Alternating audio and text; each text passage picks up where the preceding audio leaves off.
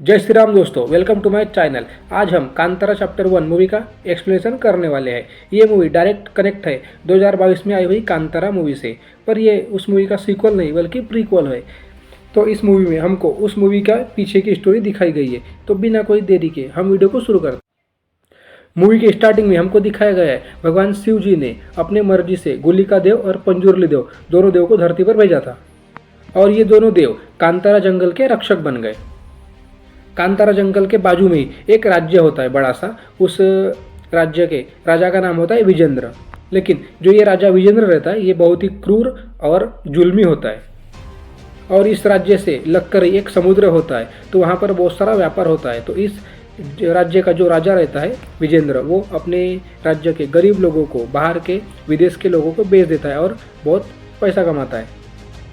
ऐसे ही एक बार राजा नदी में नहाने जाता है। वहीं पे एक बूढ़ा आदमी भी नहा रहा होता है। तो राजा को बहुत गुस्सा आता है कि वो जिस नदी में नहा रहा है उसी में एक गरीब बूढ़ा भी नहा रहा है।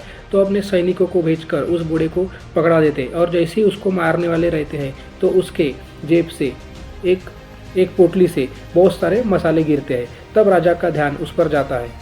तब राजा को तो कुछ सूझ आता है, और वो चाहता है कि ये मसाले को बेचकर वो बहुत ही ज़्यादा धन कमा सके। फिर उस बूढ़े से पूछता है कि वो कहाँ रहता है। तब वो बूढ़ा बताता है कि वो कांतारा नाम के जंगल में रहता है। तो अब राजा विजेंद्र कांतारा जंगल को हासिल करने के लिए निकल जाता है। राजा अपने साथ अपने राज्य की पूरी सैनिक और अपने बेटे राजशेखर को अपने साथ ले जाता है।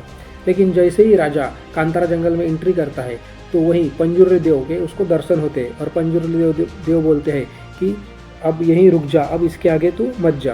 क्योंकि पंजुर्ली देव को पता होता है कि राजा बहुत ही क्रूर और अत्याचारी है। लेकिन राजा उसकी बात को सुनता नहीं और आगे बढ़ जाता है। वहीं बहुत सारे सांड आते हैं और सैनिकों को मार देते हैं। फिर पंजुर्ली देव राजा को मार देता है। वहीं पे हमको दिखाया गया है कि राजा का जो बेटा है राजशेखर, वो इस युद्ध में बच जाता है। तो उसको कुछ अलग आदिवासी, जो कि काले आदिवासी से हम उनको बुलाएंगे, काले आदिवासी उसको बचा लेते हैं। तो अब उस राजा राजशेखर को काले आदिवासियों से लगा हो जाता है और वो उसकी मदद करता है। अब बहुत साल बाद का सीन हमको दिखाया जाता है। राजा राजशेखर जो रहता है उसके दो बच्चे होते हैं। उसके बेटे का नाम रहता है कुलशेखर और बेटी का नाम रहता है कनक। लेकिन जो उसके बेटा रहता है कुलशेखर, वो भी अपने दादाजी की तरह बहुत ही अत्याचारी और मदिरा पान करने वाला और बहुत ही क्रूर होता है। और कांतारा में दिखाया जाता है एक कुएं में एक छोटा सा बच्चा होता है, और उसके साथ एक शेर होता है।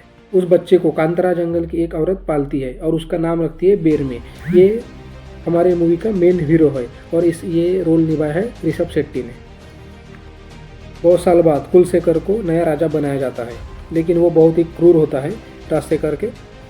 और हमको बताया जाता है कि जो राजशेखर है वो अपने दोनों बेटों कुलशेखर और कनक दोनों को बताता है कि कांतारा जंगल में भूत पिशाच रहते हैं, इसलिए वो जंगल में जाने उनको मना करता है। लेकिन जो राजा नया राजा बना है राजा कुलशेखर, वो ये बातों को नहीं सुनता है और चला जाता है कांतारा जंगल में, और वहाँ पर बंदर और हिरन दोनों का शिकार कर देता है।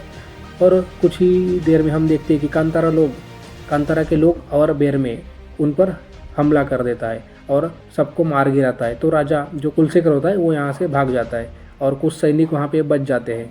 तो अब वो बचे हुए सैनिक को बेरमे बोलता है कि हमको जंगल में रह के बहुत दिन हो गए, हमको भी बाहर की दुनिया देखना है। तो उनके साथ वो अपने राज्य ले चले, और बेरमे और उसके साथी राज्य में घुस जाते हैं। तभी सैनिकों को इन पर शक होता है, तो सैनिकों को इनको पकड़कर राजा कुलशेखर के पास ले जाया जाता है, और राजा कुलशेखर इनको सजा देता है और इनको कालकोठरी में बंद कर देता है। लेकिन बेरमे एक सिपाही को तंबाकू देकर किसी तरह से वहाँ से भागा जाता है, और जाते जाते रास्ते में उसको दिखता है कि उनके पास जो मसाले होते हैं उनका कीमत व्यापार करे तो बहुत अच्छी है। फिर वो वापस आते और अपने कांतारा के लोगों को बताते कि मसालों का व्यापार करना चाहिए, और फिर धीरे धीरे मसालों को व्यापार करते और कांतारा को थोड़ा डेवलप करते। राजा कुलशेखर को जब ये बात पता चलती है कि उसके व्यापार करने के लिए उसके राज्य में बाहर से कांतारा से लोग आए हैं, तो उसको बहुत ही गुस्सा आता है। तो वो अपने सारे सैनिकों को लेकर कांतारा पर हमला कर देता है। तभी बेरमे जो रहता है उसके अंदर पंजुर्ली देव आते हैं, और वो देव सारे सैनिक को मार देते हैं। और जो राजा कुलशेखर होता है वो बेरमे की माँ को मार देता है। तो बेरमे को और ज़्यादा गुस्सा आता है और वो राजा कुलशेखर को वहीं पे मार देता है।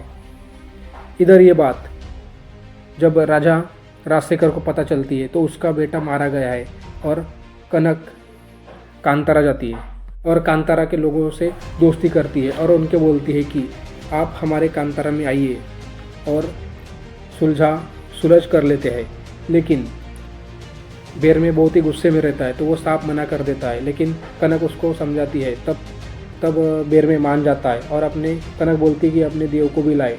तो अपने देव को लेकर वो राज्य में चले जाते हैं और वहाँ पे देव की स्थापना कर देते हैं।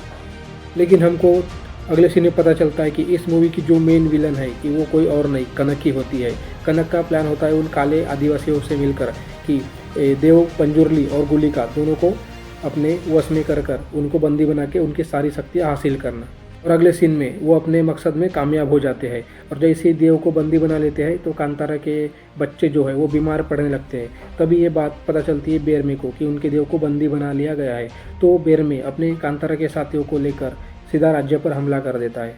इधर कनक अपने शक्तियों से और काले आदिवासियों की शक्तियों से मिलकर एक दानव बनाती है जो कि कांतारा के लोगों पर टूट पड़ता है। लेकिन तभी बेरमे के अंदर देव आते हैं और वो उस राक्षस का खात्मा कर देते हैं। और थोड़ी देर बाद बेरमे जो रहता है वो कनक को गर्दन बहुत ही बुरी तरह से तोड़ देता है और उसको वहीं पे मार देता है। ये देखकर राजा राजशेखर भी आता है और वो भी मारा जाता है। उसको त्रिशूल से हमारा बेरमे मार देता है। पुलिस में हमको दिखाया जाता है कि बेरमे जिस कुएं से आया था उसी कुएं में गायब हो गया है। और ये मूवी यहीं पर ख़त्म होती है दोस्तों। और हमको अगले सीन में दिखाया जाता है कि कांतारा चैप्टर 2 का अनाउंस इन्होंने कर दिया है। तो अगली मूवी इनकी कांतारा चैप्टर 2 आने वाली है।